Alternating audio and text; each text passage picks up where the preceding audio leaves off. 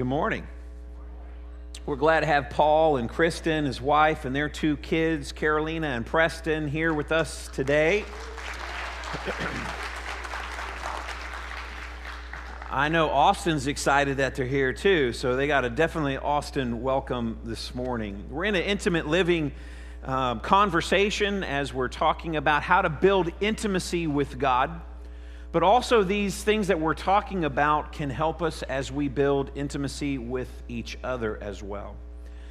In the early years of ministry, my youth ministries were consumed with not being home very much because I was doing middle school events and high school events, and I was helping with other families that needed care, so I wasn't home very much. And then in December of 1999, I shifted gears into preaching ministry.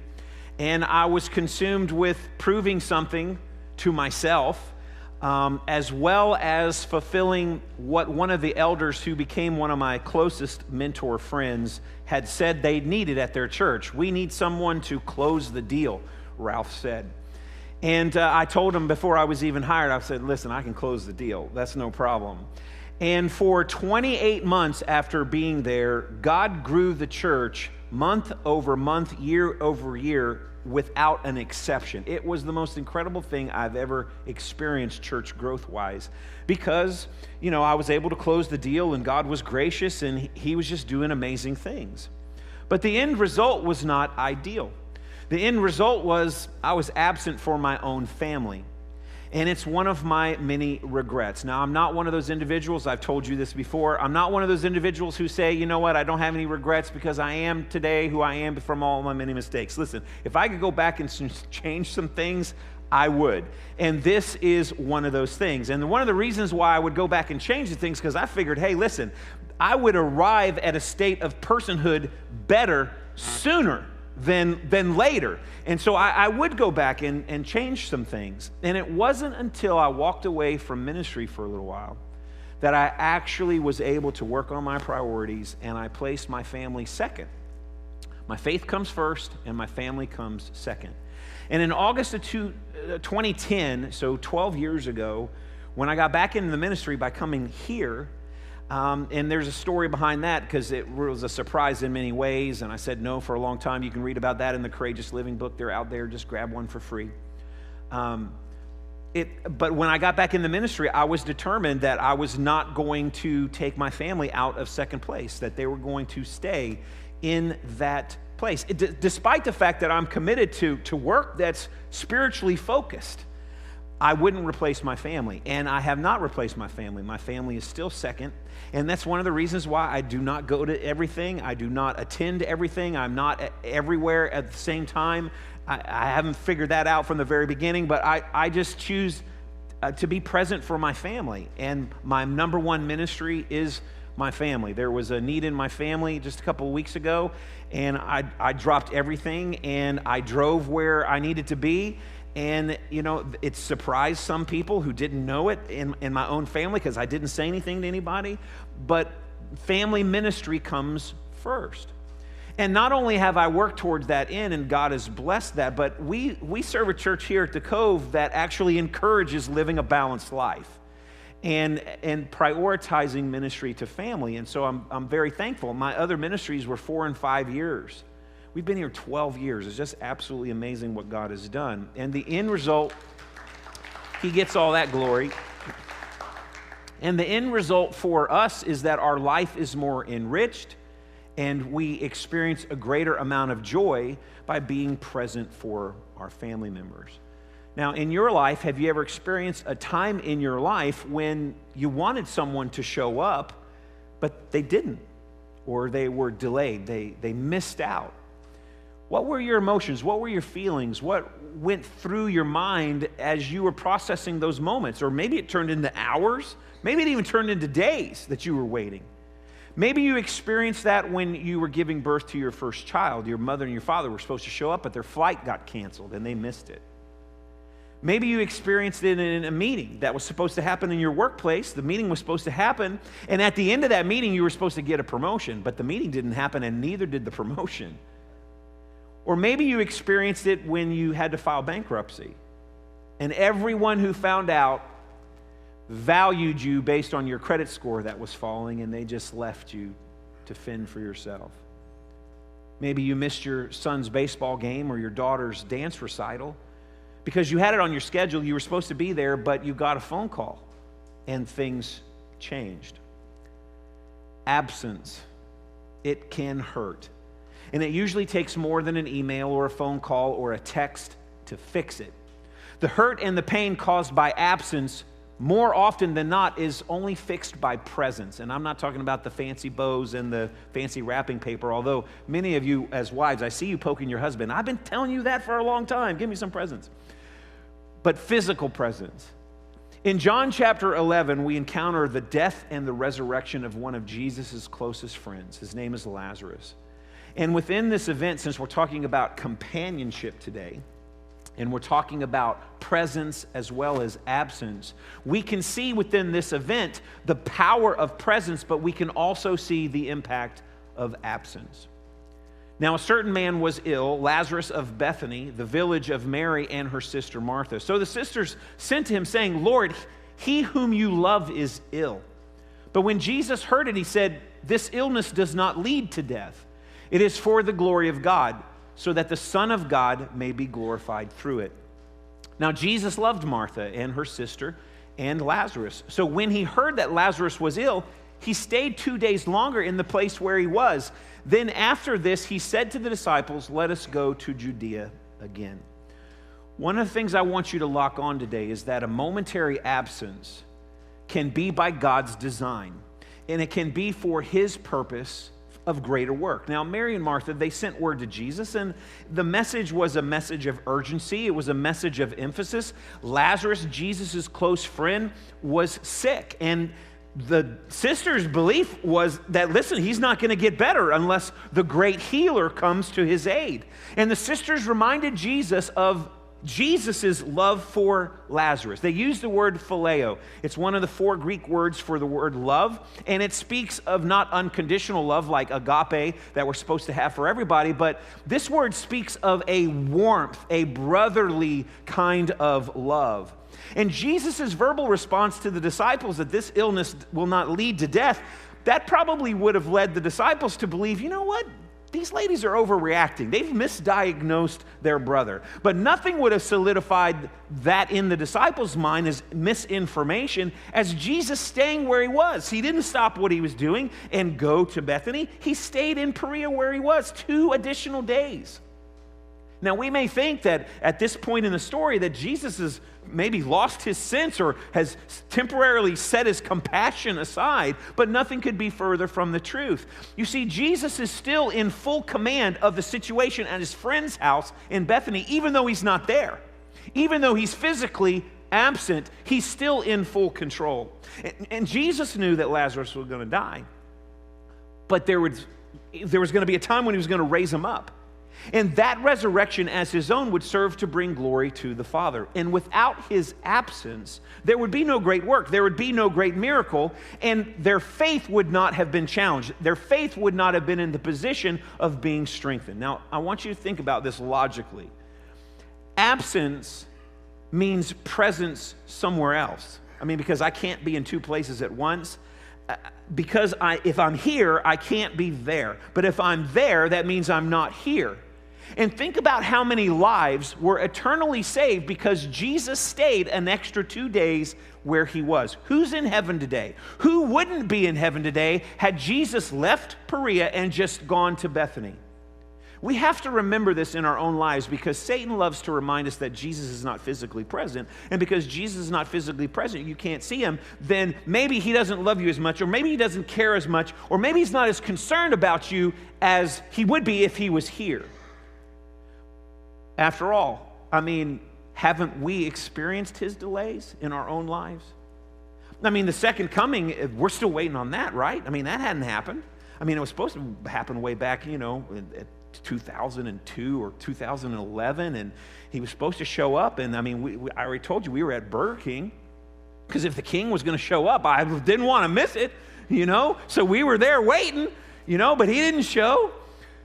But we live in an instantaneous society and we want resolution right now. But the fact of the matter is we're still waiting on God to answer some of our prayers, our heart-wrenching prayers.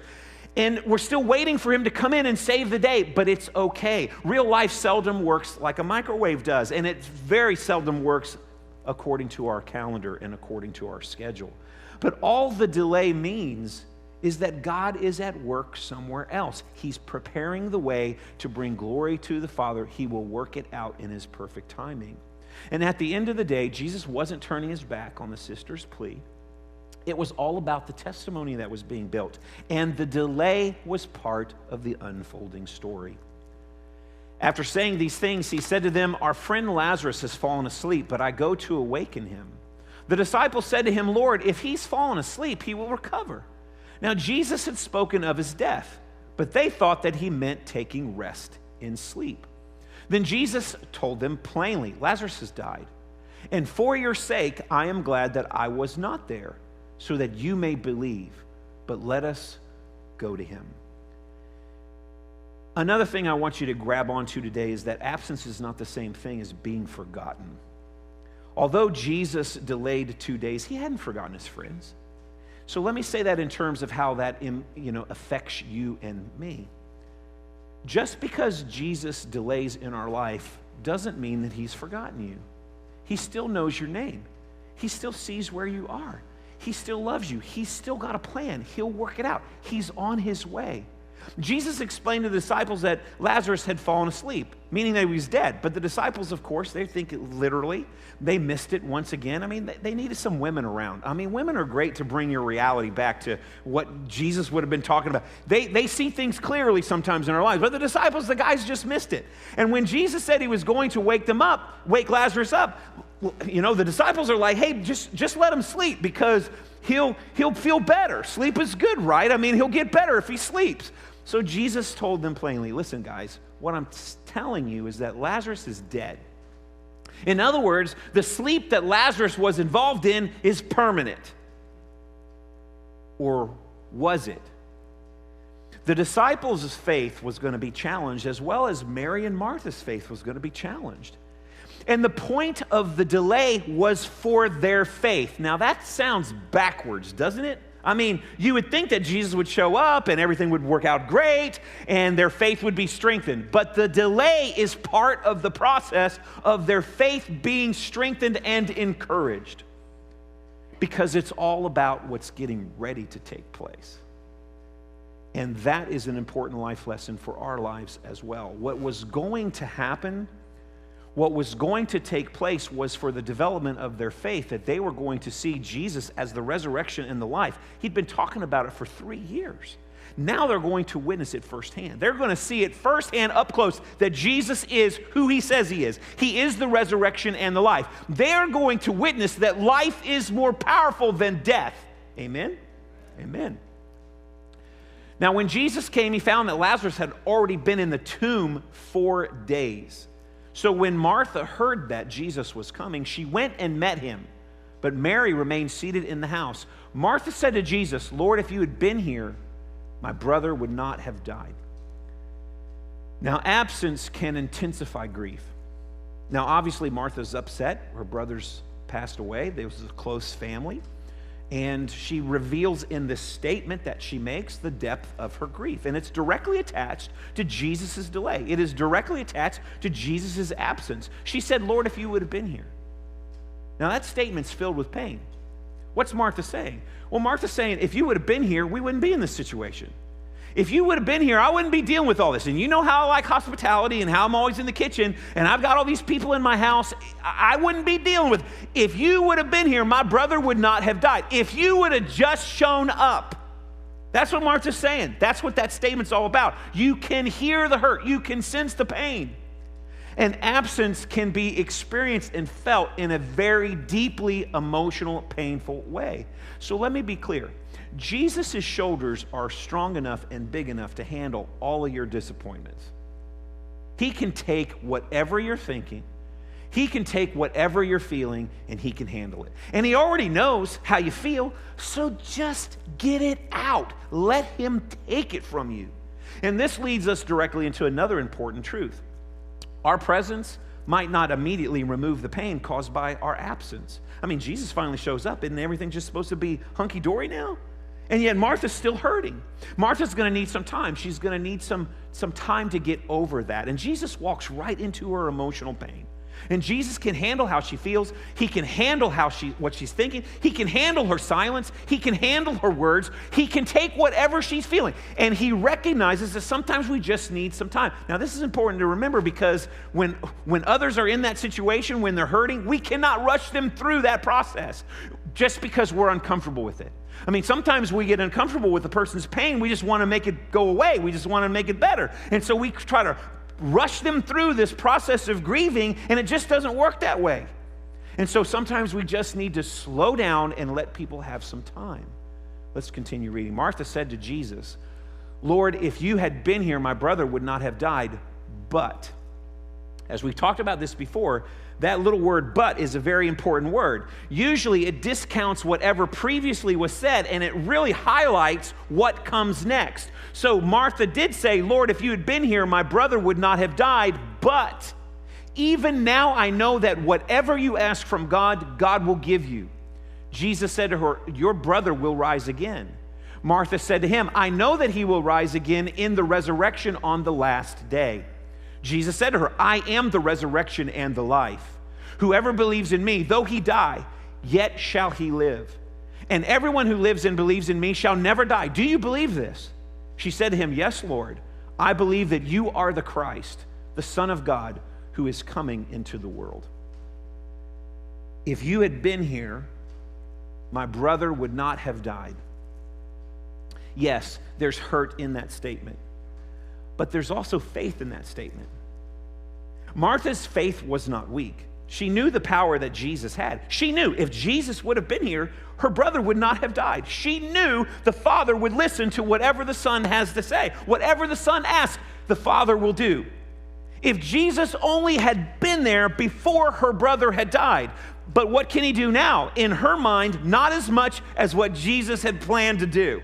And that's exciting. In her mind, while she believes that, yes, she has to wait until the final judgment to the resurrection, she'll be reunited with her brother. But Jesus, the great teacher, doesn't work it all out intellectually for her. But great teachers never do. And he hasn't worked it out in our lives either. I mean, if you've got all your questions answered, we need to schedule a lunch, because I got some of the same questions and I need those answers. But what she doesn't know is that Jesus' plan is more immediate. And Jesus was allowing it to unfold. Listen to what happens next. When she had said this, she went and called her sister Mary, saying in private, "The teacher is here and is calling for you." And when she heard it, she rose quickly and went to him. Now when Mary came to where Jesus was and saw him, she fell at his feet, saying to him, "Lord, if you had been here, my brother would not have died." Wow. You see, pain from absenteeism can be contagious. Martha sends Mary to Jesus. Her first words, Mary's first words, are exactly the same as Martha's. "Lord, if you would have been here." How many times? How many times had Martha and Mary over the course of those 4 days talked about Jesus not being there? How many times were they in the kitchen preparing or entertaining, and they said, "You know what? Jesus should have been here. What took Jesus so long? What could have happened if Jesus just would have been here?" And so Martha said it, and now Mary says it. They must have talked about that quite a bit. And Jesus previously said this. He said, "Come to me, all you who are weary, all you who are heavy laden, and I will give you rest." Who's he talking about? Well, yes, he's talking about us, but in this situation, he's talking about Martha. He's talking about Mary. Come to me. Jesus knows her pain too. He knows her heartache, and he cares. And just as Jesus' shoulders are strong enough to handle all of your disappointments, his shoulders are big enough to handle all of your loved ones' disappointments too. But that's not the end of the story. When Jesus saw her weeping and the Jews who had come with her also weeping, he was deeply moved in his spirit and greatly troubled. And he said, "Where have you laid him?" They said to him, "Lord, come and see." Jesus wept. So the Jews said, "See how he loved him." You see, intimate companions, they hurt when their friends hurt. They suffer when their intimate friends suffer. This shortest verse of the Bible, John 11:35, Jesus wept. Some have wondered if God ever cries. The answer is yes. God cries. God in the flesh cried. Jesus was troubled. He was impacted. He was influenced by the grief and the suffering of others. He cried with those who were crying. That's what intimate companionship does. It feels the deep loss as much as the person who experiences the loss. Lazarus and his sisters, they were well thought of. There was lots of people. This was a big funeral. And in Jewish life, they buried the dead on the same day. So 4 days later, there's still people at the house. I mean, that's not an American funeral. I mean, there may be a lunch at the house after, the burial, but people are usually gone after a couple of hours. They don't spend the night. They're not there day after day after day. But here, 4 days into it. Now, there's some that are there that were friends, obviously, but some are just curious, as well as there are spies. Some were sent by the Jewish rulers to find out what was going on down there in Bethany. But most were there to help the sisters through their time of grief. Then Jesus, deeply moved again, came to the tomb. It was a cave, and a stone lay against it. And Jesus said, "Take away the stone." Martha, the sister of the dead man, said to him, "Lord, by this time there will be an odor, for he's been dead 4 days." Jesus said to her, "Did I not tell you that if you believed, you would see the glory of God?" So they took away the stone. And Jesus lifted up his eyes and said, "Father, I thank you that you have heard me. I knew that you always hear me, but I said this on account of the people standing around, that they may believe that you sent me." When he had said these things, he cried out with a loud voice, "Lazarus, come out." The man who had died came out, his hands and feet bound with linen strips, and his face wrapped with a cloth. Jesus said to him, "Unbind him and let him go." Wow. Spirit bumps. Jesus' presence resulted in a resurrected body. There was no doubt that Lazarus was dead. He'd been in the tomb for 4 days. His body was in the process of starting to decompose. The Jewish people didn't embalm like the Egyptians did. And so his body was starting to decompose. This miracle is inescapable. Martha and Mary and even the religious leaders knew that Lazarus wasn't in some type of coma. He was dead. There's just one conclusion. Jesus is the resurrection and the life. Plain and simple. Jesus commanded Lazarus to come out, and he walked out. Albeit might have been like this. I mean, he was wrapped. They said, "Unbind him, let him go." But he came out. Can you imagine what that looked like? I mean, it's just amazing. And that wasn't even the greatest of resurrections to happen. Just in the very near future, Jesus would raise himself from the dead. And we need to always keep that in the forefront of our mind, because Jesus' presence will once again result in a resurrection. Lots of them at the second coming.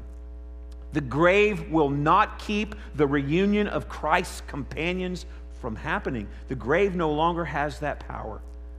Jesus' presence and his promises give us joy even in the midst of our sorrows. It's why we don't grieve the loss of one of Jesus' friends, whether they're 3 years old, 30 years old, or 98 years old. We don't grieve the way the world mourns one of the loss of their own. Because whether Jesus is physically here, present, we're looking at him, or whether he's absent, his power remains, and he is faithful. And in addition to all that, Lazarus is proof that Jesus has the power to restore dead and broken relationships. He has that power. Martha and Mary reconnected with Lazarus. So what's our encouragement as we're trying to live intimately with God as well as with each other? Well, I want to encourage you how to put this type of message into practice. First of all, there's no substitute for your presence. So be available as much as you possibly can for those in your life. Be there, make the time, take the time, make the sacrifices. It's well worth it. But second of all, I want to encourage you to give grace when others are absent. Take the time to get the full story. Don't jump to the wrong conclusions. Life doesn't always happen. Even your best intentions don't always come to fruition. The phone rings and changes things. Flat tires happen, sicknesses occur. Grace is always a really great choice. And third, when life hands you a delay, when life hands you an absence, look specifically to God and His power. He's in the middle of doing something. When things don't make sense, it's like, I just don't know why this didn't work out. I just don't know why this delay is happening. Listen, He's in the process. He knows what's best for you. He's got your good in mind. And with Him, you can make it to the other side. He is present even when you don't feel like it. And as a church, we need to take this message to every corner of our world. And when we do, the church is going to grow. The church is going to expand. And I'm not talking about the ministers taking this to every... I'm talking about you, the church. I'm talking about you have more power to grow this church than you can ever imagine. When you are present for a neighbor who has lost a loved one, take that meal over there. You're going to have an opportunity. You're bringing Jesus with you. When a coworker loses their job, provide a referral, give a gift card. When your schoolmate is suffering, and the summertime is a great time to just do a little extra tutoring work. When your spouse is struggling underneath the weight and the strain of challenges, provide a non-judgmental listening ear. And whenever you do those things, when you enter those circumstances with your life, you're bringing Jesus with you. And that can be felt, and that can make a difference. I want to close with a scripture from Zephaniah. You may not even know there was a Zephaniah in the Bible, but he's an Old Testament prophet, and he has a little book. He's in the minor prophet section just because the size of his book is smaller than Isaiah's or Jeremiah's or Ezekiel's or Daniel. But this one verse is a powerful verse, and it's a great way to close today. Zephaniah 3:17. The Lord your God is in your midst, a mighty one who will save. He will rejoice over you with gladness. He will quiet you by His love. He will exult over you with loud singing. That verse speaks of intimate living.